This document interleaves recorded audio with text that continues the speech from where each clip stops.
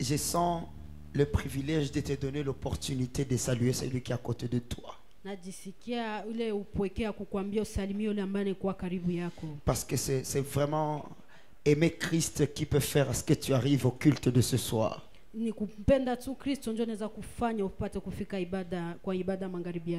Il a vraiment plu. Mais par la grâce de Dieu, tu es venu à l'enseignement. Alors salue bien ton voisin, dis-lui félicitations champion. Félicitations. Il pleut, mais vous êtes venus nombreux. Que le Seigneur vous bénisse. Est-ce que tu peux aussi acclamer le Seigneur qui t'a donné ce goût de venir? Ça fait tous les jours que tu verras quelque chose te bloque à ne pas venir, ça veut dire qu'il y a quelque chose de spécial qui va se dégager. Oui. Les jours que tu verras une chose te dire non, ne pars pas aujourd'hui, sache que ce jour-là. Et je crois et je suis convaincu, tu seras dégagé de quelque chose ce soir. Est-ce que tu peux recevoir la parole de Dieu avec des acclamations, avec la joie? Comme vous le savez très bien, nous sommes arrivés à l'étape où nous sommes en train de parler sur la bête. Nous sommes en train de parler sur la bête. Et rapidement, je vais lire un passage pour commencer parce que je veux exploiter mon temps aujourd'hui.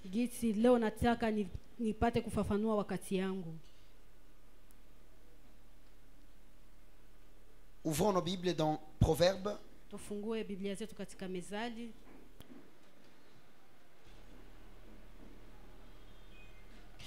Proverbe chapitre 6, le verset 16.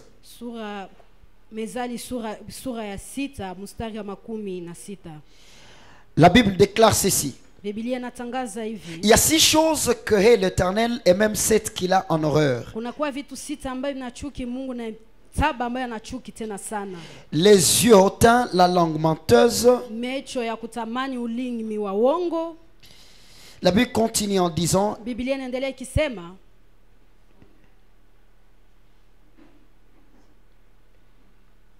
excusez un peu. Il y a les yeux hautains, la langue menteuse, les mains qui répandent le sang innocent. Amen. Nous sommes en train d'étudier déjà sur les 7 têtes de la bête selon notre temps. Nous savons que cette bête, c'est un système. Et nous devons étudier comment ça manœuvre, comment ça travaille dans l'église. Il n'a pas de place dans l'église, mais c'est la séduction. Et la séduction ne se passe pas à travers une personne, mais à travers une philosophie que j'appelle l'enseignement, la fausseté. Les enfants de Dieu ne doivent pas être accessibles par n'importe quoi. Tu dois vérifier qu'est-ce qui se passe, qu'est-ce qui est dit sur tes oreilles. Christ nous a annoncé que la séduction viendra. Mais c'est nous qui devons lutter contre les séducteurs. Et aujourd'hui, je suis venu toucher un point très sensible. Quelque chose que nous avons hérité des pères, mais qui n'est pas vraiment biblique comme soit-il. Et ce point consiste en la 3e tête. Les mains qui répandent le sang. Déjà en lisant ça, tu vas attendre que je te parle sur base de crimes et de meurtres. En fait, ça c'est un langage spirituel que je dois t'aider à comprendre. Les mains qui répandent le sang. Vous allez comprendre avec moi. Ces derniers temps, il y a une manière dont les chrétiens vivent. C'est disant marchant dans la foi alors que c'est pas la foi. Quelle est cette chose? Nous pensons que c'est nos efforts qui protègent tout ce que nous avons. Donc la chose à laquelle tu n'as pas prié, tu es convaincu que le diable va y toucher. Qu'il n'y a pas une chose que tu peux obtenir facilement sans te faire souffrir. Aujourd'hui, si on ne prie pas pour le mariage, donc ça ne viendra pas. Si on ne prie pas pour le travail, ça ne viendra pas. Et même la bénédiction que Dieu nous donne, nous voulons avoir une vie qui prouve que c'est nous qui protégeons même cette bénédiction. Et ce qui est très dangereux, nous utilisons la force de l'homme pour forcer la main de Dieu d'agir. Et la grande déception est celle-ci. Lorsque tu retrouves des résultats contraires, beaucoup disent Dieu m'a menti. Beaucoup disent Dieu n'a pas exaucé mes prières. Alors qu'en réalité, il y a d'autres choses dont nous ne devons pas nous soucier. Si nous comprenons le principe de la foi en Christ. Et c'est là où je suis ce soir. Quelqu'un acclame sur les oracles que le Seigneur va nous donner ce soir. Vous allez voir, aujourd'hui être chrétien c'est être embrouillé. Il faut toujours avoir des programmes qui se racontent pour être sûr que rien ne nous arrive. Ce séminaire se termine. Nous prenons l'autre. Celui-ci se termine. Nous prenons l'autre. Aujourd'hui c'est contre les démons. Demain c'est contre les sorciers. Demain c'est contre le combat spirituel. Vous allez voir, nous disons que nous avons la foi. Mais les efforts que nous donnons ne laissent pas la place à la foi d'agir.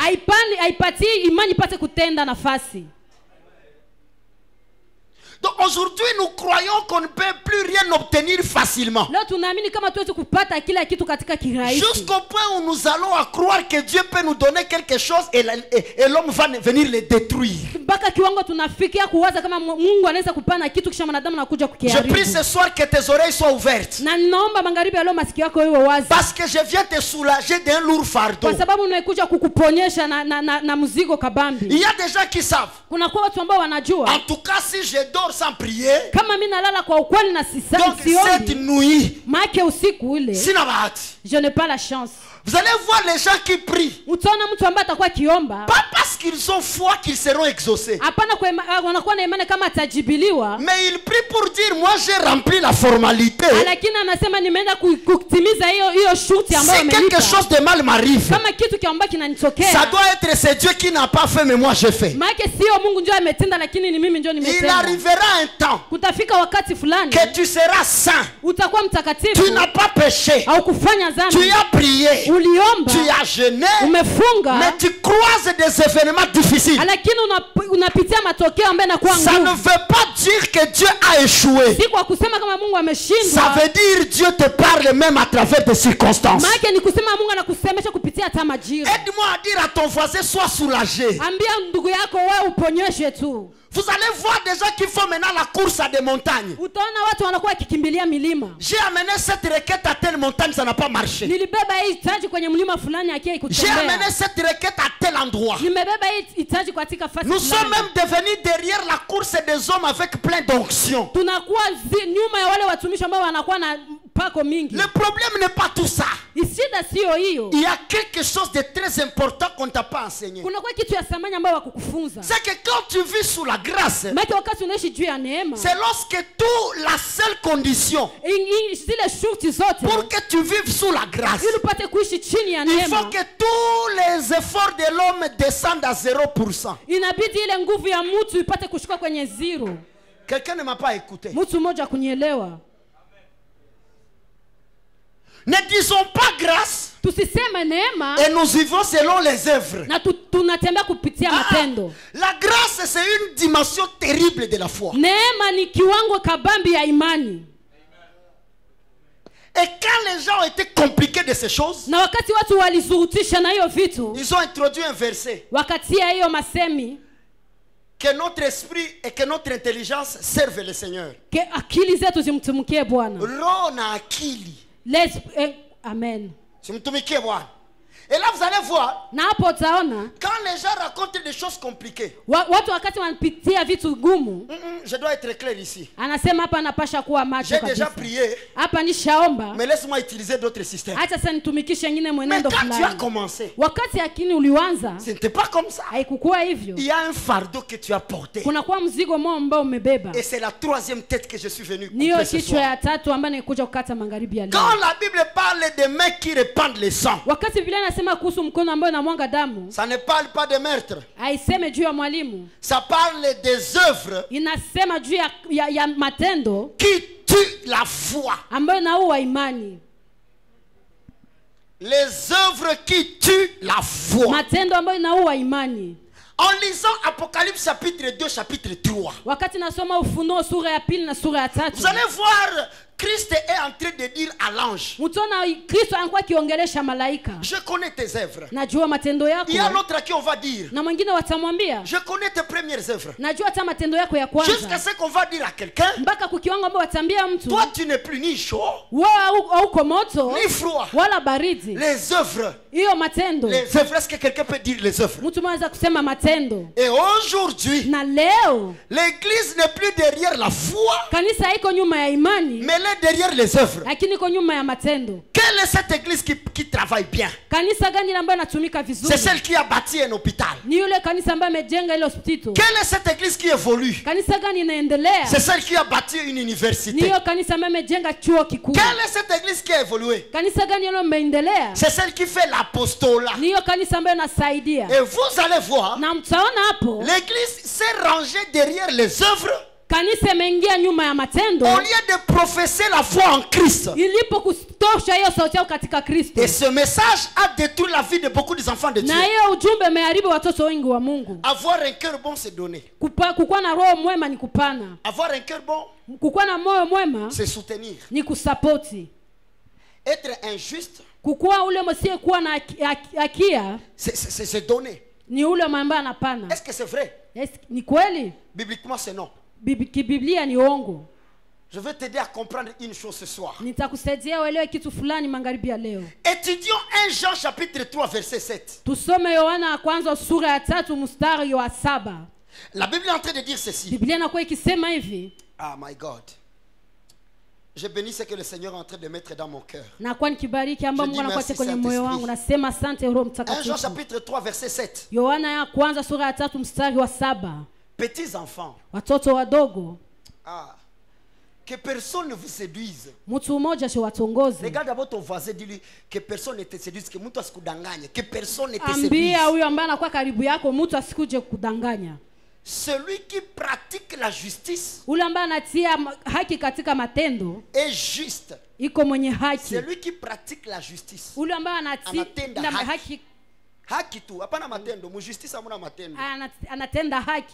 juste. Comme lui-même est juste. Celui qui pêche, celui qui pêche est du diable. Car le diable pêche dès le commencement. Le Fils de Dieu a paru en fait de détruire les œuvres du diable. Jusque là on est ensemble, l'église. Quiconque est né de Dieu ne pratique pas le péché. Parce que la semence de Dieu demeure en lui. Et il ne peut pécher parce qu'il est né de Dieu. C'est par là que se font reconnaître les enfants de Dieu et les enfants du diable. Quiconque ne pratique pas la justice n'est pas de Dieu. Vous allez voir, au début on nous montre les œuvres, mais ici les œuvres disparaissent, ça devient la justice. La Bible continue en disant, non plus celui qui n'aime pas son frère, car ce qui vous a été annoncé et ce que vous avez entendu dès le commencement, c'est que nous devons nous aimer les uns les autres et ne pas ressembler à Caïn. C'est le verset que je veux que tu écoutes bien. Et ne pas ressembler à Caïn, qui était malin et qui tua son frère. Est-ce que verset le 100 que je viens parler, c'est ça? Pourquoi Caïn a tué son frère? Et pourquoi le tua-t-il? Même la Bible demande. Parce que ses œuvres étaient mauvaises et que celle de son frère était juste. Ne vous étonnez pas, frère, si le monde vous hait. Nous savons que nous sommes passés de la mort à la vie parce que nous aimons les frères. Celui qui n'aime pas demeure dans la mort. Parole du Seigneur. Ici nous sommes en train de dire que les mains c'est les œuvres. Amen. Quand on parle de mains, on parle des œuvres. Les œuvres c'est quoi? C'est toutes les réalisations de la vie de l'homme. Et aujourd'hui, il y a une séduction qui s'installe dans l'église. Là où on regarde les œuvres et non pas les cœurs. La Bible dit que les œuvres de Caïn étaient mauvaises. Mais étudions Caïn. Est-ce que Caïn a donné une mauvaise offrande?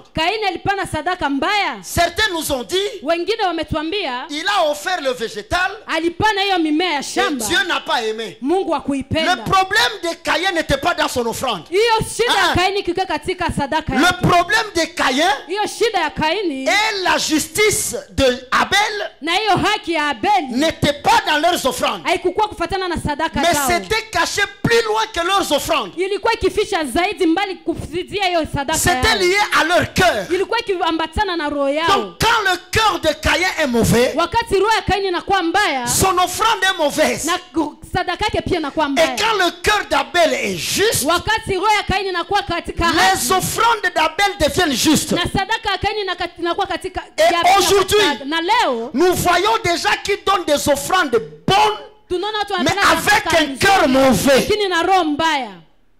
Aujourd'hui, nous avons la capacité de dire un chrétien sauvé, c'est celui qui donne. Un chrétien sauvé, c'est celui qui fait du bien. La Bible ne dit pas comme ça. Tu peux donner des offrandes comme Caïn, mais devant Dieu c'est mauvais. Pourquoi? Le cœur. Et la Bible dit la justice de Dieu ne se conjugue pas dans ce que nous faisons, mais ça se manifeste dans l'amour. Aujourd'hui, quelqu'un que nous disons juste, c'est un pasteur qui porte des costumes très larges. C'est lui qui marche dans la simplicité. On dit voici un juste de Dieu. Jésus va dire, si votre justice ne dépasse pas la justice des pharisiens et des scribes, vous n'entrerez pas dans le royaume de Dieu. Quelle était leur justice? Ils voulaient porter des habits. Quand il arrive quelque part, on remarque que c'est un homme de Dieu. Ils aimaient toujours les premières places. Ils aimaient prier en public. Ils voulaient montrer extérieurement que c'est nous qui faisons ce que la Bible demande. Oh, la Bible dit, notre justice n'est pas liée à ce que nous faisons. Tu es juste sur base de l'amour. La Bible dit, nous sommes passés de la mort à la vie. Qui parmi nous a été tué? Il n'y a personne. Mais nous sommes passés de la mort à la vie, ayant connu l'amour de Christ. Maintenant la Bible dit ceux qui ne savent pas aimer, ils sont morts. Ce qui est bizarre, à cause du manque d'amour, aujourd'hui il y a même des enfants de Dieu qui sont divisés.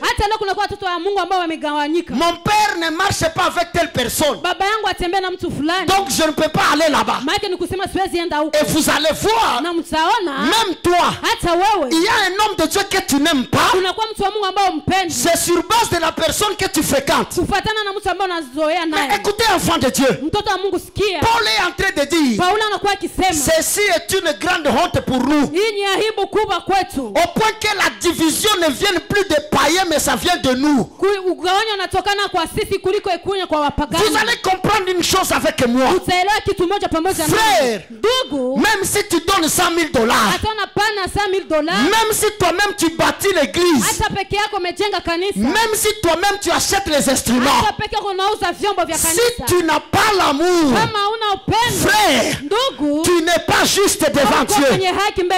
Même si tu prêches bien, si tu n'as pas l'amour, tu n'es pas de Dieu. La Bible dit ceux qui n'ont pas connu la justice ne sont pas de Dieu.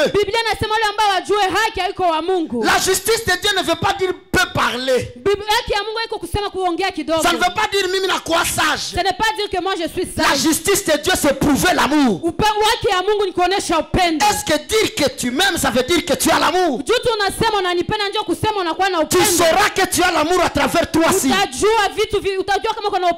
Première chose, quand tu as des mauvaises nouvelles liées à la personne que tu veux qu'il échoue, comment est-ce que ces nouvelles agissent sur ton cœur? Tu n'aimes pas tel frère et on vient te dire, tu vois cette personne là, il a été frappé par ça, par ça, par ça. La manière dont tu vas gérer cette nouvelle, ça t'aidera à comprendre si tu as l'amour ou pas. Il y a d'autres, quand leur frère chrétien a un problème, sans honte ils viennent vers Dieu et lui dire merci Seigneur parce que tu as frappé mon ennemi. Où est l'amour dans ce sens-là? Et ceux qui nous aiment, ils ont beaucoup plus envie d'avoir des informations sur nous.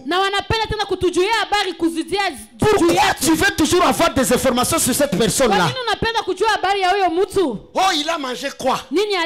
Qu'est-ce qui lui est arrivé? Est-ce qu'il est toujours locataire? Est-ce qu'il a toujours un véhicule? Est-ce qu'il est toujours chrétien?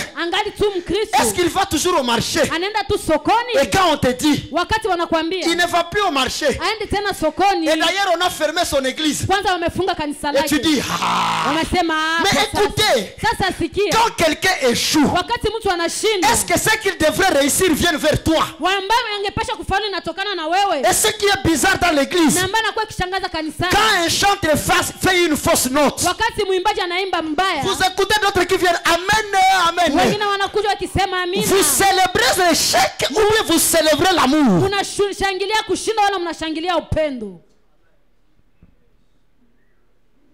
Aujourd'hui, c'est devenu une fierté. Quand une église ferme. Mais pourquoi quand l'enganda ferme, vous ne paniquez pas? Mais quand un homme de Dieu croise des problèmes, et qui disent, ce sont ceux qui font la même route avec lui.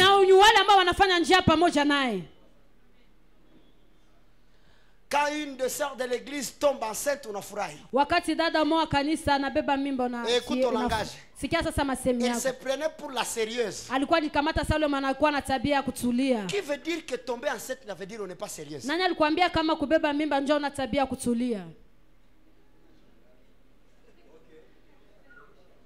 Qui a dit ça? Qui? Comment tu gères les informations des gens qui ne te plaisent pas? Comment? C'est une question qui te pose en toi. Tu sais, ce qui est bizarre, quand de mauvaises choses arrivent à cette personne, tu es content. Mais si on te dit que cette personne est morte, tu pars l'enterrer. Quelle sorcellerie. Et tu vas même au niveau jusqu'à pleurer. Tu es diable. Diabolos. Uko shetani kabisa. Diabale. Amen. Est-ce que vous ne vous êtes même pas posé une question? Comment peut être ce courage? Qu'un homme de Dieu est en train de prêcher. Toi, maman, tu as le courage de lui amener une bouteille d'eau là où tu sais qu'il y a le poison. Mais quand il faut prier en langue, que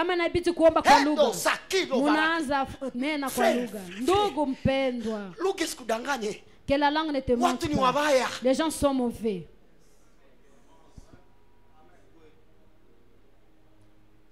Jusqu'au point tu peux amener quelque chose pour l'autre, mais l'objectif est de le détruire. Les mains qui versent le sang. Deuxième signe. Si c'est seulement par toi que je devrais réussir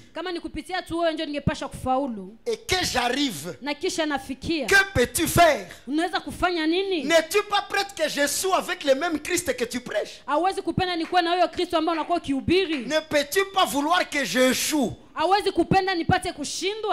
Bien aimé, il y a des opportunités. Faites attention. Celui que tu n'aimes pas, il arrivera que c'est seulement par lui que ton chemin va continuer. Faites attention avec les surprises de la vie. Aujourd'hui on est en train de nous prêcher. Avec Dieu ça te suffit. Mais écoutez, il y a des choses pour que Dieu le fasse, il faut l'assistance de l'homme. L'effectif de tes ennemis détermine le retard de Dieu dans certains projets. Toi tu vas ici, ennemi. À Goma, ennemi. À Bukavu, ennemi. À Kinshasa, ennemi. Bon, disons vrai. Qu'est-ce que tu as de spécial pour que tout ce monde-là soit tes ennemis? Tu n'es ni président, tu n'es ni député, tu n'as pas l'argent, tu n'as pas la beauté, mais tu veux nous montrer que tout le monde est ton ennemi. Ce qu'il faut comprendre, ceux qui pensent qu'ils sont des ennemis, c'est eux qui sont complexés d'accepter la grâce et la bonté de Dieu sur la vie des autres. Quand tu vois quelqu'un qui a quelque chose de spécial, ne sois pas son ennemi. Accroche-toi à ça. Ata mwenye anaparamaka nafika fasi mwana chauffeur. Aliparama me atafika. Ce n'est pas tous les jours que les bonnes choses viendront vers toi. Et il y a des gens qui disent, je pense que je suis celui que Dieu aime beaucoup. Ça, c'est toi qui le dis. Ne pense pas que tu es le seul que Dieu connaît. Je vais le répéter. Vous savez, les chrétiens, chacun pense que c'est bien lui le premier. Frère, c'est le problème qu'avait le prophète Élie. Il était en train de se garder, parce que s'il meurt, la prophétie disparaît. Donc à chaque fois que tu touches le succès, ça veut dire Dieu prépare un successeur. J'ai dit chaque fois que tu goûtes le succès, sache que Dieu prépare qui? Un successeur. Quand tu verras que tu entres dans la gloire, sache que la fin de ta gloire annoncera la naissance d'un autre glorifié. Ce n'est pas toi seul que Dieu connaît. Ce n'est pas toi seul que Dieu aime. Il y a des personnes qui ne dérangent pas, mais des amoureux de Jésus. Des gens que Dieu n'aime pas qu'on touche. Détrompe-toi. Ce n'est pas tes œuvres qui montreront que Dieu t'aime. C'est la considération que tu attaches à son fils bien-aimé. Pour savoir la dimension où Dieu t'aime, pèse la dimension à laquelle tu aimes Jésus-Christ. Parce que si tu n'aimes pas Christ, que tu chantes, que tu donnes des parcelles, que tu donnes des véhicules, cela est rien. Demande à ton voisin à quel niveau tu aimes Christ. Je te pose une question. Si c'est par toi que cet homme-là devrait être aidé, qu'est-ce que tu feras? Tu vas répondre, tu m'as échappé, mais aujourd'hui, je te tiens. Tu sais, ça fait comment du bien. Quand quelqu'un attend que tu agisses dans le mal, mais tu lui prouves l'amour. Ça fait comment ça s'appelle? Ça s'appelle être sauvé.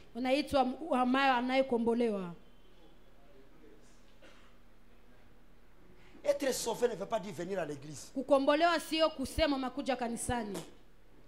Imaginez, ils étaient en train de bâtir leurs hôtels. Mais Caïn avait déjà haï Abel. Ça veut dire ce jour-là, même si on donnait la viande à Caïn et les végétales à Abel, le problème n'était pas là. Le problème c'est le cœur. Tu vois, même si on te donne tout, tu verras seulement que ce que tu manques ayant tout, c'est ce qui est important.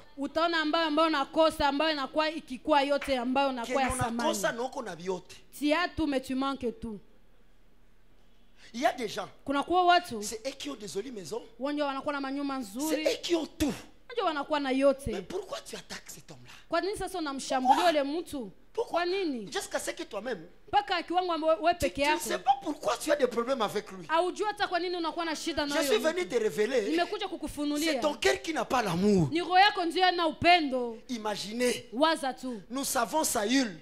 Toi tu es le roi légal, mais David était rebelle. Nous savons. Pourquoi tu vas quitter l'office du roi pour descendre dans les brousses, aller chercher un rebelle? Bon, il a accepté, je suis rebelle. Il est parti. Mais tu veux même le suivre là où il est parti? Mais vous allez écouter déjà. Je suis prêt de perdre tout. Quand il couffe, toi tu bénéficies. Et puis avec ça on s'appelle des voyageurs du ciel. Amen. Les testeurs du salut. Pour tester le salut, il faut voir la grandeur de ton amour. Tu sais, ça fait combien du bien quand quelqu'un ne pensait pas que tu vas les saluer puis tu lui dis bonjour frère. La Bible dit il faut toujours faire du bien à nos ennemis. Parce que ce que nous faisons, c'est de charbon ardent sur l'air. On ne répond pas à un conflit par un conflit quand on connaît Christ.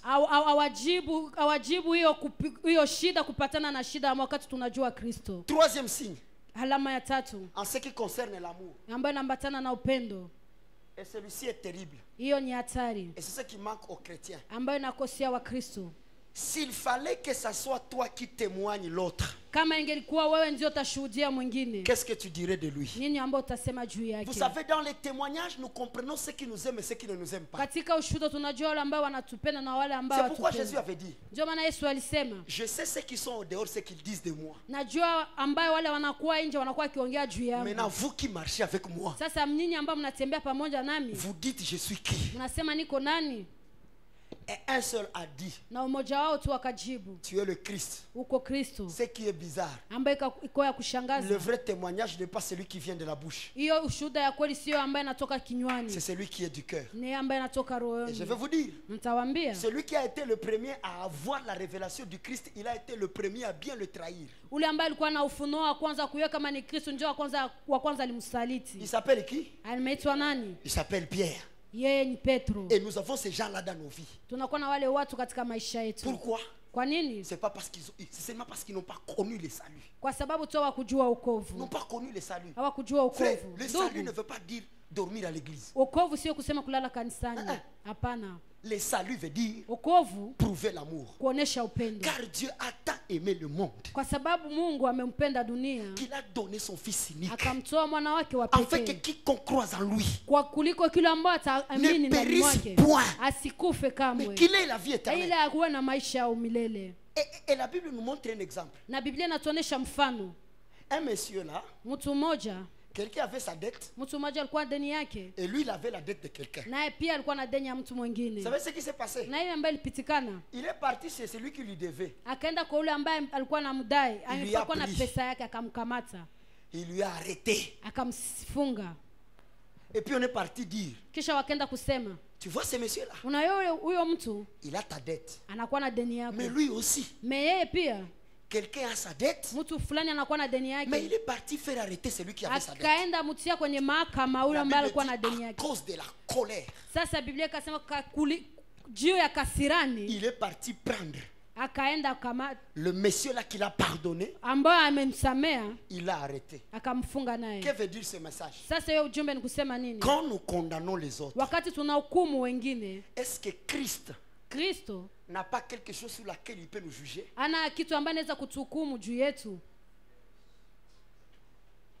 Je peux poser une question. Qui est sérieux au milieu de nous ici? Qui est sérieux? Tu vois celui qui est assis à côté de toi. Même moi qui te prêche. Peut-être qu'il y a des choses de moi que si tu connais, tu ne peux plus accepter que je te prêche. Je sais quoi de vous dire. Chacun de nous a sa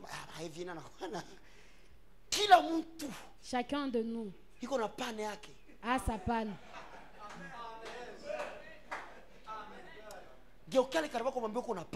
Dis à celui qui est à côté de toi que tu as. Amen.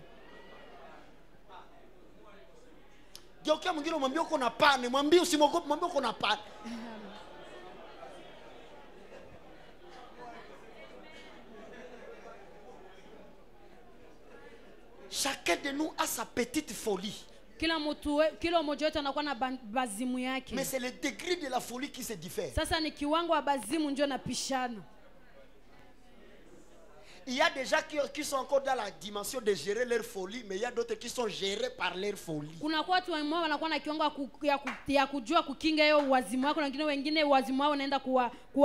Demande à ton voisin, tu es dans quelle catégorie?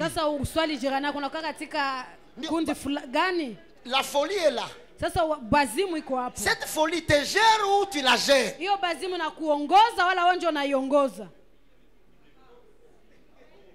Mais nous avons des gens aujourd'hui dans l'église. Lakini leo tunakuwa na watu kanisani. Et ils veulent se passer pour des monsanto. Wao wanapenda wajipitishe kama watakatifu. Et quand tu dis quelque chose, wakati unasema kitu fulani, ambia baba, dis-leur papa. Na weye. Et toi aussi. La Bible dit tu vois la paille dans l'œil de l'autre. Biblia inasema umeona uchafu ambao unaikuwa katika jicho ya mwingine. Mais alors toi tu as des poutres. Ajabu unakuwa na hiyo boriti. Hiyo boriti mama. Amen. Jo boriti. Mais kuko ngani sema Kiswahili. Kuko mara kwa kana buchafu melicho na fonctionner. Mais we buchafu yako inasukuma njoo licho pembeni. Njoo boriti. Kuko mwingine akishikalia mwenzake helele mais weye. Aujourd'hui nous avons des hommes de Dieu qui veulent se passer que c'est eux qui dorment dans la bouche de Dieu. Kuna watumishi wa Mungu leo wanazania kama ndio wanalala katika kinywa ya Mungu. Ongo. Non. Et ce qui est bizarre, on montre que tous qui viennent devant sont saints et tous qui sont assis sont pécheurs. Non, des fois c'est le contraire. Des fois les pécheurs sont de ce côté et les saints sont là-bas. Parce que même la Bible dit un animal impur n'entrera pas dans le temple. Or ce n'est pas de ce côté-là. C'est de l'autre côté. Ngambo ingine.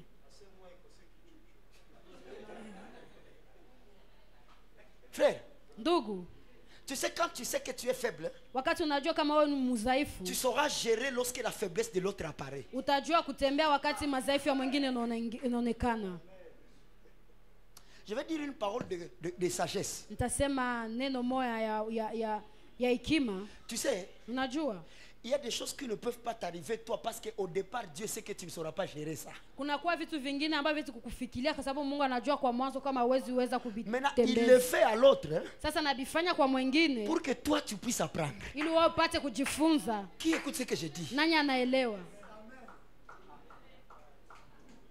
Donc quand quelqu'un tombe dans le mal, wakati mtu anaanguka katika mabaya, dis-toi merci Seigneur. Sema asante Bwana. Parce que tu as voulu m'enseigner à travers mon frère. Ulipenda unifunze kupitia kaka yangu. La justice de Dieu c'est l'amour. Hiyo haki ya Mungu ni upendo. L'amour. Upendo. Et le seul endroit où on trouve tout sauf l'amour c'est à l'église. Nafasi kote kwa wanaweza kosa upendo ni kanisani. L'église aujourd'hui. Kanisani. Parce que si nous avons l'amour, c'est à cause de la foi. Et Jésus a dit quand je rentrerai, est-ce que je rencontrerai la foi? Écoute ce passage biblique. Romains chapitre 10. Romains chapitre 10. Je suis toujours dans le message eschatologique. 10:3. Ne connaissant pas la justice de Dieu. Je commence par le verset 2. Je leur rends le témoignage qu'ils ont du zèle pour Dieu, mais sans intelligence. Vous comprenez ce verset? Il y a des gens qui ont du zèle, nous ne les suffisons pas. Comme toi, tu as du zèle. Mais ce qui te manque, c'est l'intelligence. Quelle est cette intelligence qui te manque? C'est celui-ci. Ne connaissant pas que la justice de Dieu, ne connaissant pas la justice de Dieu, et cherchant à établir leur propre justice. Donc au lieu de comprendre la justice de Dieu, aujourd'hui on nous montre une autre qualité de justice. Je suis en train de dire, un chrétien qui vient tous les jours au culte, celui-là il est sauvé. Non. Il y a ceux qui ne viennent pas à l'église parce qu'ils assurent le travail que Dieu les a bénis. En faisant ce travail-là, ils sont en train d'accomplir la justice de Dieu.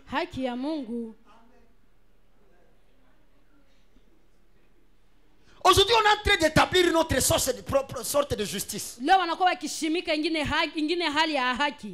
Qu'est-ce qu'on appelle un fils honnête?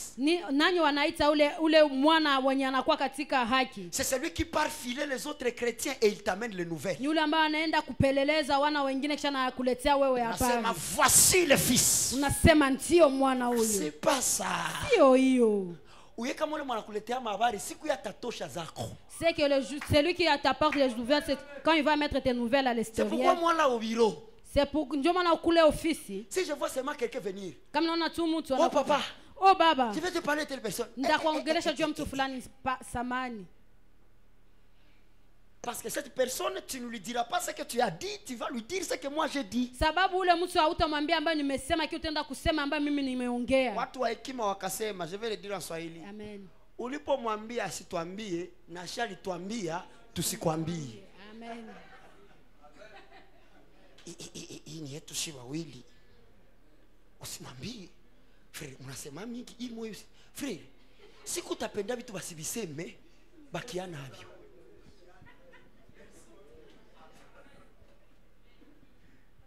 Uko unaniambia na uye dimension kono na mwingine. Hauyue. Aujourd'hui, c'est qui détruit l'église. C'est ça. Celui qui amène les faiblesses des autres au pasteur, c'est le fils bien-aimé. Tu n'es pas intelligent. Parce que tu ne connais pas la justice. Et il y a des pasteurs qui ont ces chrétiens-là espions. Ils passent dans les familles. Il amène les informations. Et puis quand le pasteur arrive, c'est authentique, papa. Ça s'appelle mankiona.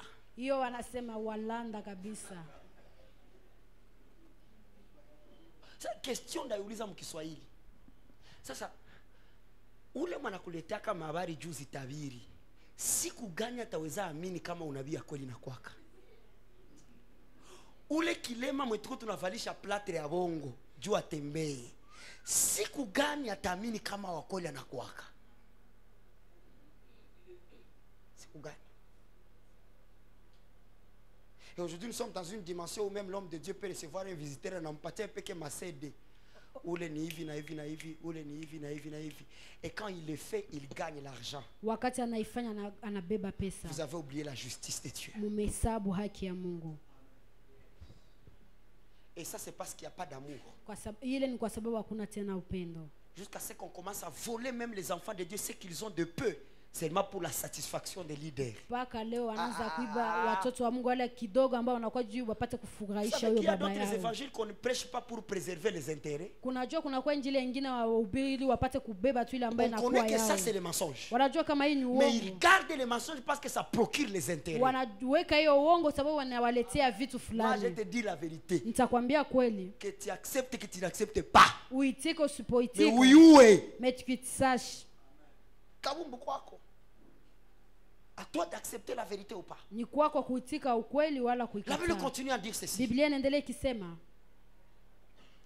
Car Christ est la fin de la loi. Christ est la fin de la loi pour la justification de tous ceux qui croient. En effet, Moïse a défini ainsi la justice qui vient de la loi. L'homme qui mettra ces choses en pratique vivra par elle. Vous voyez comment Moïse a défini la justice? Les œuvres. C'est que tu mettras en pratique. Rappelez-vous de ce jeune homme riche.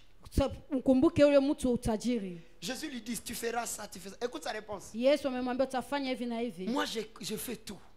Maintenant Jésus va lui dire, va vendre toute ta richesse et distribue-le. Il y a un mot que la Bible n'a pas ajouté, par amour.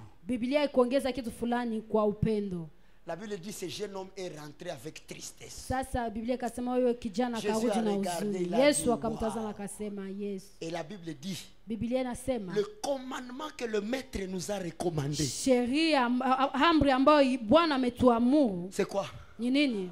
Ça veut dire ce type là. Sasa huyo mtu quand on lui disait, wakati alikuwa akimwambia tu payes la dîme. Lipa moja kumi. Ndio. Est-ce que tu soutiens l'église? Unasapoti kanisa? Oui. Ndio. Est-ce que tu achètes les carburants? Unauza hiyo carburant? Oui. Ndio. Est-ce que tu bénis les chantres? Unabariki waimbaji? Oui. Ndio. Est-ce que tu fais ça? Unafanya hivi? Oui. Et puis Jésus va lui dire, kisha Yesu akamwambia, est-ce que tu pratiques l'amour? Unatimiza upendo? La Bible dit cet homme s'est tourné. Biblia inasema huyo mtu akageuka. Ça veut dire, lakini kusema tous les autres commandements sont légers. Kusema hizo amri zote zinakuwa mepesi. Mais le commandement de l'amour. Lakini hiyo amri ya upendo. Tuko pamoja frère. On est ensemble frère. Tuko tu pamoja kiroho. On est ensemble en esprit. Frère. Mon frère. Frère. Il y a d'autres dimensions où les chrétiens n'ont pas droit à connaître que wanajazwa Roho Mtakatifu na kuna upendo. Amen. Sasa wewe nabii ushanichukia, utanitabiria nini?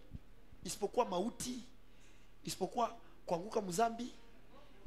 Unakuko nyingine kalite ya roho ya nabii utaiulia mbunabii yake.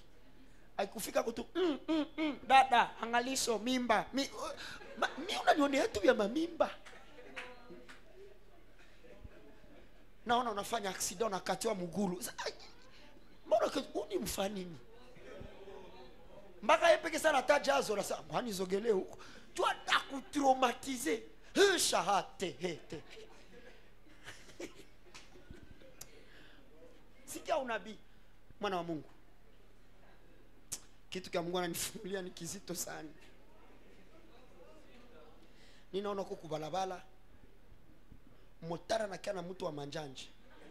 Ile manjanje na kupiga hapa.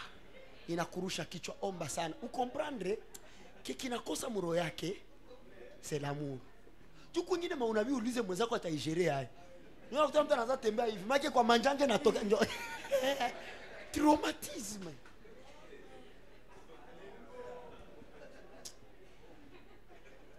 Est-ce que vous savez que là où il y a l'amour, on ne focalise pas les yeux sur les faiblesses?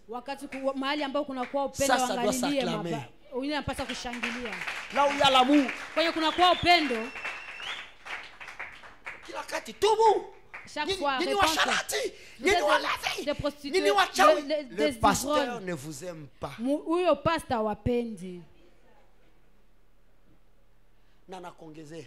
Et t'ajoute. Tu avais déjà avancé. Ulikuwa ushaendelea. Mais ce que tu viens de faire. Ile ambayo unatoka kufanya. Mon fils, je peux pas te cacher. Mwanangu siwezi kukufuchika. Le processus revient à zéro. Hiyo processus hiyo mwendo wote narudia kwenye zero. Toi tu es qui juu uone kwa processus irudilia à zéro.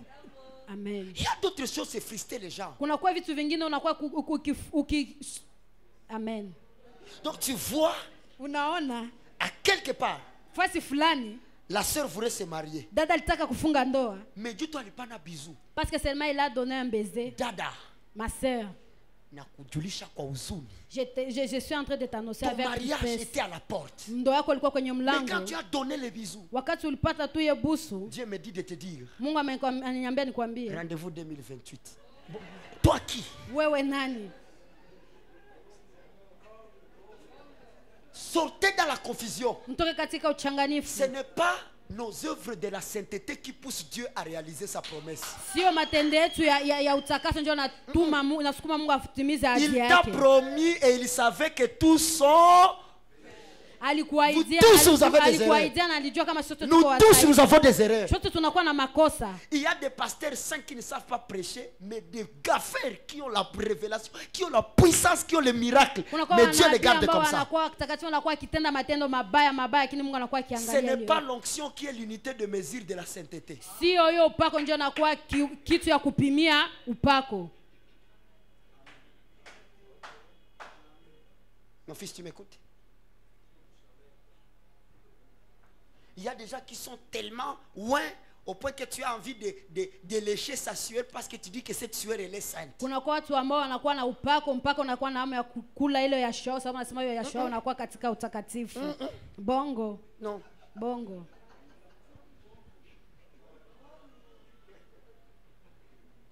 La Bible dit quand la parole de Dieu est dans ton cœur, neno la Mungu nasema wakati neno la Mungu linakuwa katika moyo wako, tu peux professer l'amour. Unaweza kuonesha upendo. Vous savez pourquoi nous voulons que les chrétiens nous prouvent l'amour mais ils ne nous prouvent pas? Kwa nini tunajua tunapenda Wakristo watuoneshe upendo lakini watuoneshe? C'est parce que nous ne les enseignons pas la parole. Kwa sababu hatuwafundishi neno. C'est pourquoi quand ils ne sont pas enseignés, quand ils trouvent une occasion de te quitter, ils partent. Ndio kwa maana wakati wanapata njia kukutoka wanakutoka. C'est pourquoi ils ont dit à Jésus. Ndio maana waliambia Yesu. Quand Jésus leur a demandé. Wakati Yesu aliwaswali. Pourquoi vous ne partez pas? Kwa nini nini amuondoki? Vous avez écouté la réponse? Nasikia jibu. Où irons-nous? Tutaenda tena wapi? Alors que c'est chez toi. Ijapo ni kwako. Que nous avons quoi? Que nous avons quoi? Est-ce qu'ils ont parlé de miracles? Waliongea juu ya miujiza. Ils ont parlé de révélation. Waliongea juu ya ufunuo. Ils ont parlé de quoi? De la parole. Walisema juu ya neno. Quand un chrétien est enseigné, wakati Mkristo amefunzwa, il aime son pasteur. Anapenda mtumishi wake. Il aime, c'est automatique. Anampenda pastor wake. Parce qu'il est dans l'ouvrir l'intelligence. Kwa sababu anamsaidia kufungua akili. Romains 14:17. Warumi 14. 14:17, la Bible dit ceci. Mstari wa 17. Nasema hivi. La Bible dit, Biblia nasema hivi. Car le royaume de Dieu, kwa sababu ufalme wa Mungu, ce n'est pas le manger et le boire, sio kula na kunywa, mais lakini la justice, haki, la paix, amani, la joie, furaha par kupitia nini? Le Saint-Esprit. Roho Mtakatifu. Retenez ceci. Baneni, la justice que je parle, haki ambayo nakuwa nikiongelea, ce n'est pas prouver que tu as le courage dans l'œuvre de Dieu. Si kusema kama unakuwa na bidii katika kazi ya Mungu. Hapana. Non. C'est pas ça la justice. Sio haki ya Mungu hiyo. Quand la justice devient les œuvres, ce n'est plus la justice. Wakati haki inakuwa matendo, sio haki tena. Mais la justice, c'est un état du cœur. Haki ni hali ya roho. Et comment on devient juste? Na namna gani wanakuwa mwenye haki? Pour que Dieu t'appelle juste. Ili Mungu akuite haki, mwenye haki. Dans l'Ancien Testament, katika agano la kale, il fallait que Abraham essaye de donner Isaac pour qu'on l'appelle juste. Ilibidi Abraham atoe Isaac ili wapate kumuita mwenye haki. Il fallait que Noé bâtisse l'arche. Ilibidi Noa apate kujenga hiyo safina la agano. Pour qu'on l'appelle ili wapate kumuita juste. Mwenye haki. Est-ce que chez nous aussi, je kwetu pia, acheter la parcelle d'une église, kuuza kiwanja ya kanisa, ça fait à ce que tu sois juste? Inafanya uwe mwenye haki. Acheter les costumes au pasteur, kuuza koti kwa pastor, est-ce que ça fait que tu sois juste? Inakufanya uwe mwenye haki. Et c'est par cette qualité de justice, ni kupitia hiyo hali ya haki, que les sorciers sont devenus des représentants des départements dans les églises. Ndio ambao wachawi wanakuwa wakisimamia makamti katika kanisa. Quand il vient, wakati wanakuwa, il ferme les gens avec des œuvres. Wanakuwa wakifunga watu kupitia matendo mecho. Mpaka siku Mungu atakufunulia huyu ni mlozi au utaitika. Jusqu'au point que Dieu va te révéler celui-ci c'est un sorcier, tu vas refuser. Wewe shetani roho ya ugawanyiko. Tu vas dire toi Satan avec l'esprit de division. Cet homme qui a un bon cœur. Qui vous a dit que donner c'est ça un bon cœur? Nani alikwambia kama kupana ndio kuwa na roho nzuri? Il y a des gens qui donnent parce qu'ils ont de quoi donner. Kuna watu ambao wanapana kwa sababu wanakuwa na ile ya kupana. Mais en réalité un bon cœur c'est quand on donne quand même on n'a pas à donner. Roho mzuri ni ile wakati ya kupana hata kama ungekuwa na ya kupana. Oui. C'est ça le bon cœur. Ndio roho nzuri. Notre justice à nous. Haki yetu sisi. Est-ce que c'est gêné? Ni kufunga. C'est là que vous allez écouter quelqu'un dire. Ndio hapo mtasikia mtu akisema, je suis très saint. Hii wakati nakuwa mtakatifu sana. Nilipiga 7 sec. Je fais 7 jours sec. Frère. Oh ndugu. Hapana. Utakauka mwili bure. Tu seras sec au corps sans tu vas te retrouver avec un corps sans forme pour rien. Utajikuta na mwili ambaye na maumbili. Et c'est là que vous allez voir d'autres ont fané. Notona wengine wamekunjwa sura. Ces jours sont devenus bizarres. Machafu yake imekuwa sijui namna gani. Il ne prend plus soin de son corps. Ajua kukamata mwili yake kuichukulia. Et vous savez il cherche quoi? Unajua kitafuta nini? Répondez. La justice de Dieu. Akitafuta haki ya Mungu. Moi je suis dans la montagne. Niko kila siku wakati. Vous pensez il cherche quoi? Unajua kiko kitafuta nini? Il veut que Dieu lui dise. Anapenda Mungu amwambie. Voici mon juste. Ona mwenye haki wangu. Tout cela. Wale wote. Wongo. C'est faux. Wongo. C'est faux. C'est lui qui amène une grosse offrande. Celui-ci aime Dieu. Même Même Jésus qui était dans l'Ancien Testament, il a démenti ça. Il a dit cette femme veuve, c'est elle qui vient d'offrir plus que vous tous. Pourquoi?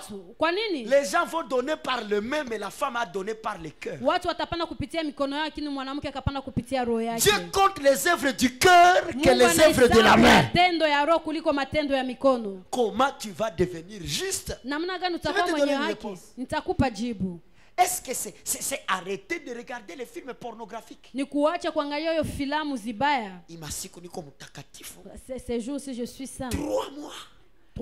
Je ne regarde pas la pornographie. Ça fait 6 mois. Je suis saint. Je n'ai pas pris la bière. Frère, est-ce que c'est ça notre justice? Notre justice, c'est celle-ci. Romains chapitre 5 verset 21. Warumi sura ya 5 mstari wa 21. Je te donne notre justice. Nitakupatia haki yetu. Romains chapitre 5 verset 21. Warumi sura ya 5 mstari wa 21. La Bible déclare en disant, Biblia inatangaza ikisema, afin que, ili, comme le péché zambi a régné par la mort, iliishi kupitia kifo, ainsi hivyo la grâce neema régna itatawala pia par la justice kupitia haki pour la vie éternelle kwa ajili ya maisha ya umilele par Jésus-Christ. Kupitia Yesu Kristo. Ça veut dire être juste. Ni kusema kukuwa mwenye haki. Ce n'est pas kujitesa na mafungo. Ce n'est pas se tracasser avec le gêne, monter à la montagne. Ce n'est pas crier, parler 10 000 sortes de langues spirituelles. C'est pourquoi Paul a dit. Même si vous parlez toutes les langues des hommes et les langues du ciel, si vous n'avez pas l'amour, vous n'êtes rien. Où est-ce qu'on apprend l'amour? C'est seulement en Christ. Pourquoi en Christ? Pourquoi en Christ? Lis ce verset. Lis ce verset. Je vais te donner 4 rapidement et tu rentres. 1 Corinthiens chapitre 1er. 1 Corinthiens chapitre 1er. Le verset 23. La Bible dit, nous prêchons Christ crucifié. Scandale pour le juif, folie pour les païens. Mais puissance de Dieu et sagesse de Dieu pour ceux qui sont appelés. Il y a des gens qui ne peuvent pas comprendre. Comment le docteur peut dire qu'en Christ tous les péchés sont pardonnés, et il dit encore que nous avons des faiblesses. C'est que tu ne comprends pas. Si tu utilises la sagesse des païens, tu vas penser que c'est quand tu ne le fais pas que tu es saint. Mais tu es saint parce que tu le fais, mais Christ l'a essuyé par sa mort à la croix. La Bible dit les enfants de Dieu ne pêchent pas. Mais est-ce qu'il n'y a pas quelque part où tu pêches? Mais ce que tu n'as pas compris, c'est la gestion de ton péché. Ce n'est plus toi qui prends le péché, tu l'amènes vers Dieu. Il y a quelqu'un qui s'est chargé de ça. Pardon, nisema mkiswahili mama. Wewe unazaliwa mu 2000 ans. Yesu alikufa kushapita 2000 ans na kufa. Wewe unasitokea urume yenyeko. Baba alizaliwa mbele yako, balishasamehewa na bakakufa. Kisha wewe huu mazambi wako wa 3000 francs wa manini ndio wanaanza kuonesha Yesu akupende. Kila aliyetosha mimba hata rizi mbingu. Nani alisema vile? La Bible dit tout péché que tu vas reconnaître. Et tu plaides pour la grâce en Christ. Le Père qui est assis sur le trône, il te pardonnera. N'est-ce pas ça, évangéliste? Parce que si je me mets à prêcher le péché ici, Kama nasema kujia kuhubiri zambi nous hapa, allons commencer à sortir un à un comme les gens qui sont venus lapider la prostituée. tutakuya kutoka kama vile mmoja mmoja ule mwenye kia kupiga mawe kwa huyo kaaba. Mais la vérité, Lakini ukweli, nous avons accepté de croire à la folie de la Bible. sisi tumekitika kuelewa hiyo enda wazimu wa Biblia. Je n'ai pas de preuves pour voir que Dieu m'a pardonné. Je n'ai pas besoin de preuves. Sina kitu kia kuonesha kama Yesu. Comme seulement la Bible déclare que ceux qui sont en Christ ule ambao wanakuwa ndani ya Kristo ne pêchent pas. hawatendi dhambi. Moi je crois. Mimi ninaamini. Sina tena besoin kufanya effort. Amen. Sina. Hii ni kweli. Ça c'est la vérité. C'est là que d'autres vont prier. Papa, comment tu peux me priver du mariage? Alors, aujourd'hui, je suis à 27 ans, je suis vierge. Qui t'a dit que Dieu donne le mariage parce que tu es vierge? Qui t'a dit ça?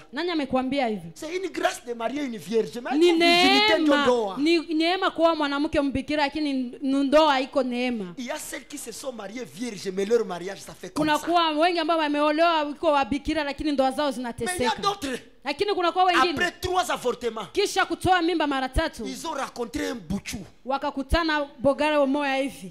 Il leur donne le bonheur. Anampatia heri fulani. Jusqu'à ce que la femme dit je ne mérite pas ça. Paka mwanamke anasema mimi kabisa si sahihi. Parce que tu es beau. Unadhania kwa sababu kwa mzuri. Alors que la femme dit en elle. Ajapo mwanamke anasema ndani mwake. Ba mon Dieu. Ulianguka kwa epave. Tia. Benzako wanaume balisha kamula. Me ukakuya beba. Me unanipenda sa vile wenjo wa kwanza. Qui peut faire ça? Nani anaweza kufanya hivyo? C'est Jésus. Yesu tu peke yake. Bichwa yenye lipakiza bangi. Leo ndio bichwa yenye kuna ubiri injili. Il y a beaucoup de drogue, c'est celle qui prêche aujourd'hui. Qui peut faire ça? Nani anaweza kufanya hivyo? Amen. Mikono yenye likamata kisu kaua voler mais armenjo mikono iko natenda miujiza. C'est le mec qui a tué le voleur, c'est le mec qui est en train de faire des miracles. Qui peut faire? Nani anaweza kufanya hivyo? La bouche qui a menti. C'est la bouche qui dit aujourd'hui ainsi parle l'Éternel. Qui peut faire ça? C'est seulement les grands. Est-ce qu'on peut acclamer pour Jésus? Disons vrai.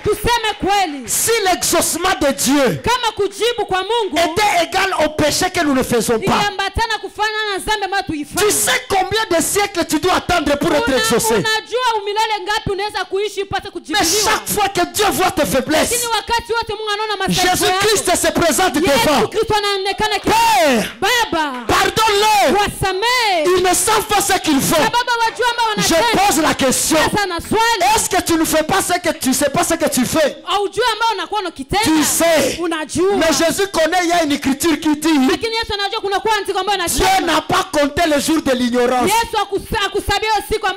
C'est pourquoi il dit toujours au Père, ils ne savent pas. Viens, merci, mais tu n'as eu waka. Amen. Et toi, tu connais ce que tu fais. Tu ne sais pas différencier prêcher et voler.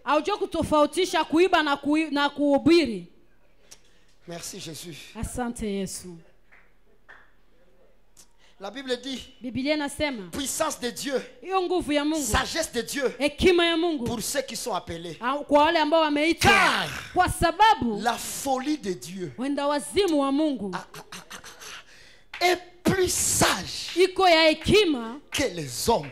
Kuliko watu. Et la faiblesse de Dieu na udhaifu wa Mungu est plus forte iko nguvu que les hommes. Kuzidia watu. Verset 27. Mstari wa 27. Lakini Mungu akachagua les choses folles du monde. Hiyo vitu ya wenda wazimu ya dunia. Quelles sont les choses folles? Hiyo vitu ya dunia. Regarde ton voisin, dis lui c'est toi. Usema ambia jirani yako, ambia ni wewe. Mungu alikuchagua na wako kwa mwenda wazimu anayua. Dieu t'a choisi, il connaissait que tu es fou et t'a choisi. Il connaît. Anajua. Il connaît. Anajua. Hauvutie tu wangi tena kubavoyu mone futia mushambre. Anayua. Il connaît que tu ne fumes plus la drogue, c'est le voyou, mais tu le fumes dans ta chambre. Il connaît que tu es fou. Ouais. Toi. Il a choisi les choses folles du monde. Alichagua vitu ya wenda wazimu katika dunia. Pour confondre ili apate kuchanganisha les sages watu wenye hekima. Tu vois toi qui attends la justice muivi. Wana ambao wanakuwa kiangoa haki katika upole. Dieu prendra déjà que tu appelles des impudiques. Mungu atakamata wale ambao mnaita washarati. Il va les bénir. Atawabariki. Jusqu'à ce que tu vas te dire. Mwaka kiwango ambao utakiambia. Hii inakuwa kaoneo hii. Sasa devait maintenant quoi? Papa. Hakuye mshamare, hakuye mveillé, hakuye retraité, mais baba. Ailleurs, on a bariki. Il y a des gens qui n'ont pas connu Christ, mais ils ont prêché Christ plus que ceux qui l'ont connu. Ils s'appellent les Apollos. Il y a des gens que Dieu peut bénir sans faire les efforts que toi tu fais. Tu as seulement intérêt à reconnaître l'amour de Dieu, c'est le secret. Aujourd'hui, je suis en train de sentir que le message le plus profond, c'est l'amour de Dieu. Oui. Sinon ni urumu ache kunubiri laana. Zisha nisumbua, zisha tesa ule, menaona kia tena. Prêche-moi l'amour de Jésus. Nihubiri upendo wa Mungu. L'amour de Jésus. Hubiri upendo wa Mungu. Ulikia kwanza na traumatisme ya zambu unatoka fanya, kisha wanakuongezea kwa na symptômes za la ya. Si kwa hata kitu. Dieu a choisi des choses faibles du monde. Mungu amechagua vitu vidhaifu vya dunia. Pour faire quoi? Ili apate kufanya nini? Pour confondre. Apate kuchanganya wenye hekima. Acha kia mbele ya Mungu na madiplome. Il ne faut pas venir devant Dieu avec des diplômes. Quelqu'un qui a un diplôme comme moi. Mtu ambaye anakuwa na cheti kama hizi ne peut pas manquer de travail. Haizi kukosa kazi. Dieu risque de prendre un illettré. Mungu anaweza kukamata yule mtu ambaye akusoma. Il va te confondre. Atakuchangana. Parce que Dieu ne veut pas que nous lui présentons nos compétences pour montrer que nous méritons une bénédiction. Mungu apende kutuonesha ambayo tunakuwa tukimiliki ili apate kutubariki. Dieu ne veut pas Mungu hataki qu'on lui présente nos compétences. Upate kumuonesha vitu ambavyo tunabeba. Chacun va écrire ça sur son statut. Kila mtu ataandika kwenye statut. Dieu ne veut pas qu'on lui présente nos compétences. Mungu apende kutuonesha pour nous bénir. Oh, voici la sainteté. Voici les jeunes. J'ai étudié. Je suis encore vierge. Ça c'est pour toi. Dieu risque de te confondre. Parce qu'on ne t'a pas parlé de l'amour de Dieu. C'est là qu'Ananias a commencé à dire à Dieu.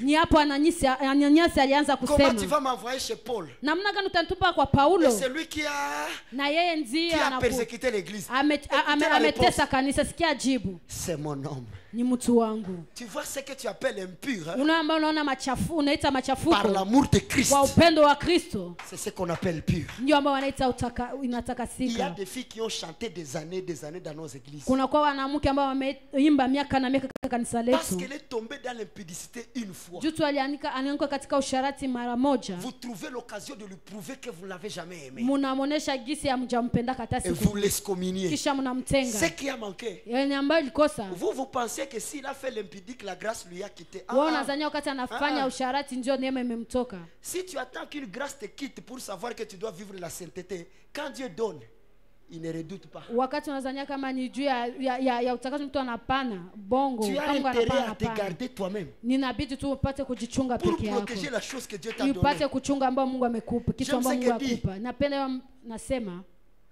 C'est ce que dit le verset 28. Dieu a choisi les choses viles du monde. Celles qu'on méprise. Les seuls chemins où un illettré peut se retrouver honoré. C'est Jésus. Les choses méprisées. Quelle qualité de mépris tu n'as jamais goûté? Et puis on te montre pour quitter le mépris il faut gêner. Est-ce que quelqu'un peut dire? Il faut seulement aller où? En Christ. Verset 30. Or c'est par lui que vous êtes en Christ, lequel de par Dieu a été fait pour nous sagesse. Il a été fait pour nous. Il a été fait. Amefanyiwa kwetu sisi hekima. 2. Ya pili, justice. Haki. 3. Tatu, sanctification. Hiyo utakaso. 4. Ine, rédemption. Hiyo rehema. Ça veut dire même la sanctification. Hata hiyo utakaso. Haiko hivi unafanyaka. Ce n'est pas ce que tu es en train de faire là. Qui a été fait sanctification pour nous? C'est Christ, papa. Kristo peke yake. Oh, papa, unikumbuke. Oh, Dieu, souviens-toi de moi. Moi, je ne suis pas en train de c'est pas ça la sanctification. C'est reconnaître l'amour de Christ. Quel est cet amour? Lisons ces versets, on rentre à la maison. Merci Jésus. Le verset 31 dit que celui qui se glorifie dans le Seigneur. Si tu veux te vanter, vante-toi dans le Seigneur. Arrête de nous faire peur. Dieu m'utilise puissamment. Parce que je suis un ministre chaste. Papa.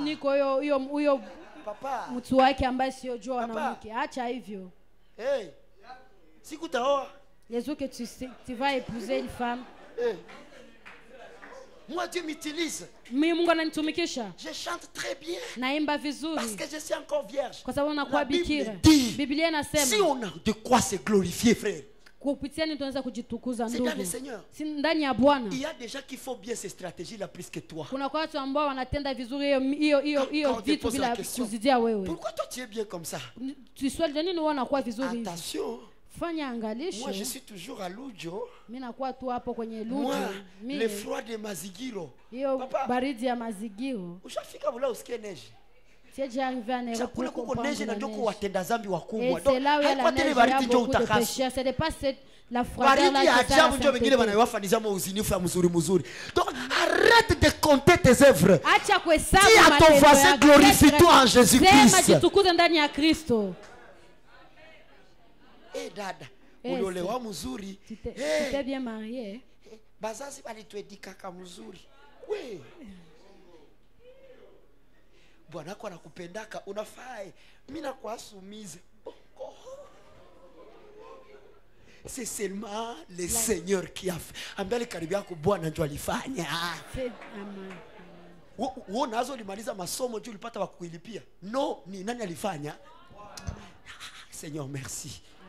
Oh, docteur Benjamin, comment tu prêches? Non, moi j'ai lu 500 fois la Bible. C'est la grâce.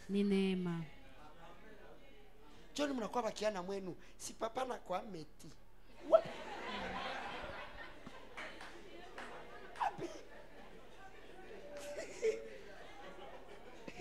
C'est Dieu qui a fait.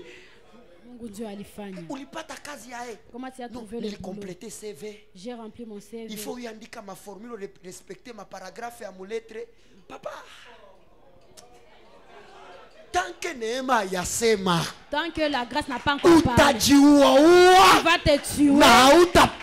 Et tu ne trouveras pas. Tu vas détruire des hôtels. Quand tu seras fatigué, ça parle là-bas. Il va faire le jour qu'il voudra. C'est le jour là. Tu as compris? Et directement, je déclare que l'amour de Dieu se révèle sur ta vie au nom de Jésus-Christ. Et ceux qui aiment Christ vont le célébrer puissamment.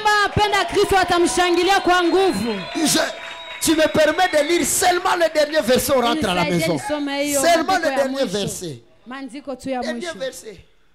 2 Corinthiens chapitre 3 verset 9.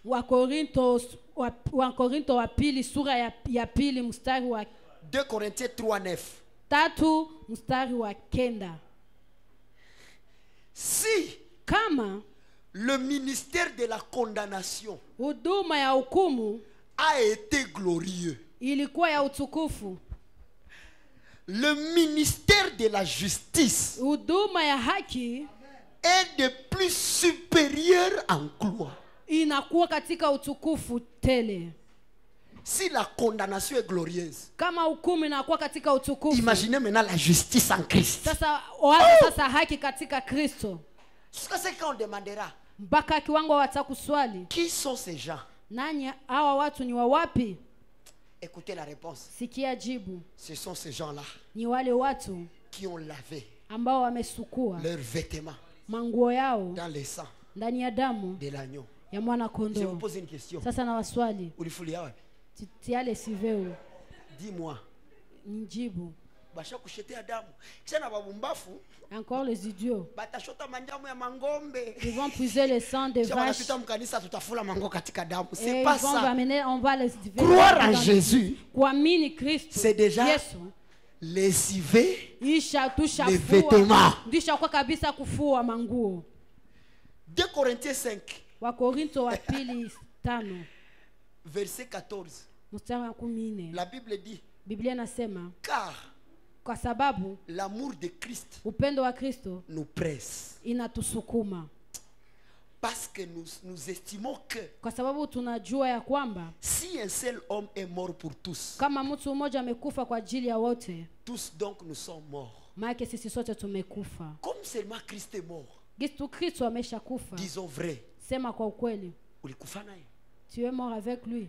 Ulisikia mchunge msumari. Tu as senti la douleur du clou. Est-ce que tu sais les cordelettes comment ça fait mal? Mais il a fait ça. Lakini amefanya hivyo. Lui seul. Peke yake. Mais cette victoire, lakini ushindi huo il distribue à tout le monde. Akapatia watu wote. Lui seul a goûté la tombe. Yeye peke yake ameonja kaburi. Lui seul. Peke yake. Là à l'intérieur. Kule ndani. Mais en ressuscitant, lakini kwa kufufuka, il ne dit pas que je suis ressuscité. Akusema kama nimefufuka. Il dit, amesema nous sommes tuko ressuscité. Tumefufuka sote. Et ce qui est bizarre, na ambaye inakuwa kushangaza, et qu'il est mort pour tous, amekufa kwa ajili ya wote, afin que ceux qui vivent ili wale ambao wanaishi ne vivent plus pour eux-mêmes, wasiishi kwa wao peke yao, mais pour celui qui est mort, lakini kwa ule ambaye amekufa et ressuscité, na amefufuka pour eux. Kwa ajili yao. Qui vit pour lui-même ici? Nani anaishi kwa ajili yake binafsi? Namshukuru Mungu. Oh, je remercie l'Éternel parce que je fais une séance de prière et Dieu m'a répondu. Si nous nous marions, c'est pour qui? Kama tunafunga ndoa ni kwa nini? C'est pour qui? Tunafunga kwa nani? Si tu restes célibataire, c'est pour qui? Kama unabakia msimbi ni kwa nini? Tu es engagé, c'est pour qui? Kama umekuwa na mtu, tu es chômeur, c'est pour qui? Wewe uko una kazi ni kwa nini? Tout ce que nous sommes, yote ambayo tuko, c'est pour qui? Ni kwa nini? Kwa nani? Ainsi de maintenant, na hivyo tangu leo, nous ne connaissons personne selon la chair. Hatujue mtu kupitia mwili. Et si nous avons connu Christ selon la chair, kama tumejua Kristo kupitia mwili, maintenant, lakini sasa hivi nous ne le connaissons plus selon cette manière-là. Hatujue sasa tena kwa hiyo namna. Kama ulikuwa unajua upendo wa Mungu selon ma efforts zako, si tu connaissais l'amour de Dieu à partir de tes efforts, à partir d'aujourd'hui, kuanzia leo, sache que ces choses-là, c'est tes choses. Ce qui compte, c'est quand Christ est en toi et que Dieu le voit en toi. Si quelqu'un est en Christ, verset 17, il est une nouvelle créature. Les choses anciennes sont passées. Voici toutes choses sont devenues. Même si tu es un chrétien qui n'a pas du boulot, tu es vraiment, il n'y a pas de malédiction là-bas.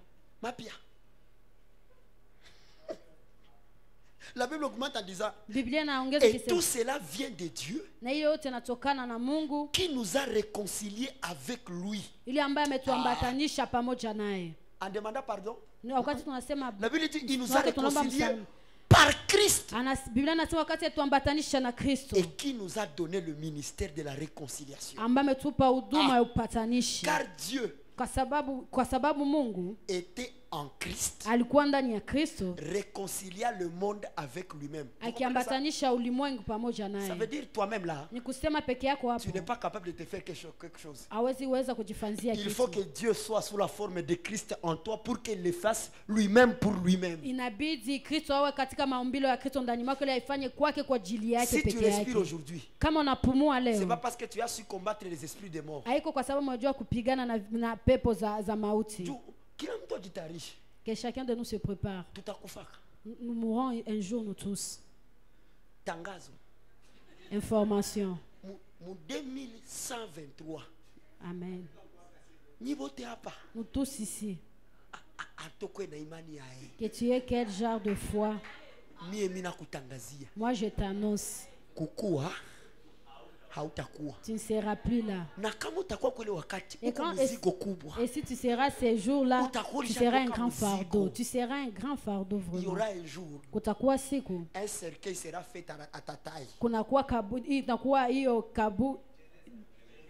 Amen. Il arrivera un jour que sur ta photo, on écrira bon retour à la maison. Tu n'as pas péché, tu ne t'es pas souillé, mais unakufa tu. Tu es mort seulement. Ne pensez pas que kila mwalikufa ndio alifa zambi. Tout celui qui est mort, il a fait le péché. Dieu n'est pas content de la mort des injustes. S'il n'est pas content de la mort des injustes. Tu comprends ce qu'il est en train de dire? Il est content. Ça veut dire même quand Dieu t'aime, il peut te donner quoi? Alisha tapa Moussa. Dans tous les ans, il n'y aura pas un prophète comme toi. Et Moïse disait Alléluia. Et puis je vais le dire, Moïse, monte à la montagne. Viens, deuxième lune à venir. Monte et va mourir. Paul va poser la question. Bon, après tout ça, qu'est-ce qui nous séparera de l'amour de Dieu? C'est la nudité. Que tu portes, que tu ne portes pas, Dieu t'aime seulement. Est-ce que c'est la famine? Ninja. Est-ce que c'est la pauvreté? Ni umaskini. Maintenant, pourquoi ceux qu'on a cités là, ce sont devenus les requêtes de ta vie? Kwa nini sasa ile ambao wanakuwa kitaji hapa na kwa hitaji za maisha yako? Baba, yu masikini baba, ça veut dire tu vois que masikini. Donc tu vois que la pauvreté. Il tafuta ku séparer. Va te séparer. Ce que tu n'as pas connu. Ambao kujua. C'est l'amour de Dieu. Ni upendo wa Mungu. Je finis en levant ma main. Nanyosha mkono wangu nikimaliza. Je déclare. Natangaza. Que ce soir. Magharibi ya leo. Que Christ vous bénisse par amour. Kristo awabariki kupitia upendo. Je ne comprends pas ce que je dis. Que ce soir, que Christ te guérisse par son amour. Ça c'est puissant.